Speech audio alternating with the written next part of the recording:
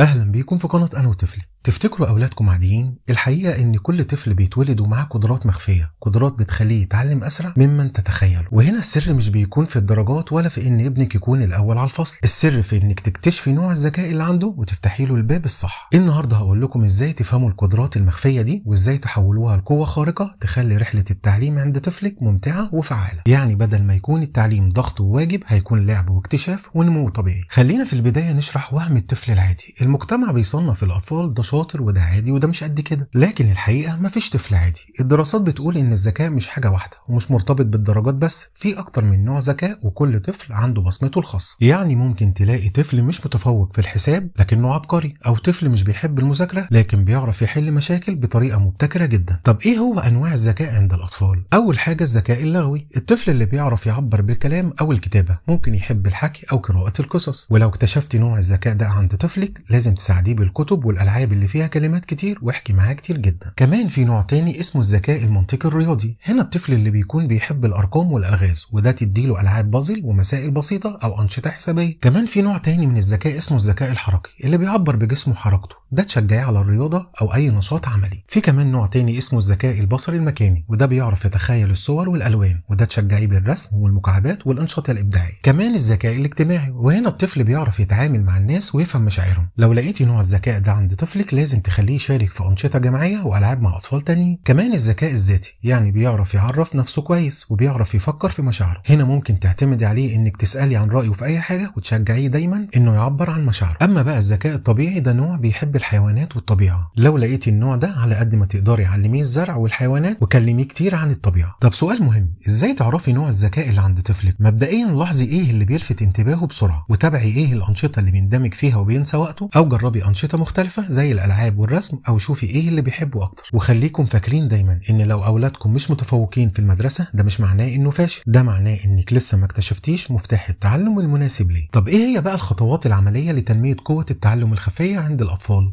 لازم نربط التعلم باللعب. لو ابنك بصري خلي المذاكره برسومات والوان. كمان تمدحي المجهود مش النتيجه، يعني دايما تقولي انا فخوره انك حاولت مش انك لازم تجيب الدرجه النهائيه. ولو بيحب الحيوانات خلي الحساب او القراءه مرتبطه بالحيوانات، وادي مساحه للغلط. دايما الطفل بيتعلم من التجربه اكتر من الحفظ. كمان حاجه مهمه لازم تعرفوها، كتير من العباقره في التاريخ كانوا مش متفوقين في المدرسه، زي اينشتاين اللي اتقال عليه متاخر دراسيا، لكن الحقيقه ان موهبته كانت في الفهم العميق والتفكير المختلف. مش مهم درجاته تكون 100%، المهم يكون عارف نقاط قوته ايه ويستخدمها عشان يتعلم بطريقته الخاصه. وفي النهايه عايز اقول لكم حاجه مهمه، طفلكم مش نسخه مكرره من حد ومش لازم يكون الاول في كل حاجه، هو عنده قوه خاصه، قوه التعلم بطريقته. دوركم كأم او اب انك تكتشفوا القوه دي وتدعموها، ساعتها مش بس هتشوفوا اولادكم بيتعلموا اسرع، لكن كمان هتشوفوهم مبسوطين وسعداء وواثقين في نفسهم وحابين حياتهم. ولو الفيديو ده فاتكم شاركوه مع اي اب او ام عايزين يعرفوا ازاي يدعموا اولادهم، وما تنسوش تشتركوا في القناه وتفعلوا زر الجرس علشان يوصلكم كل جديد. واشوفكم على خير الفيديو اللي جاي.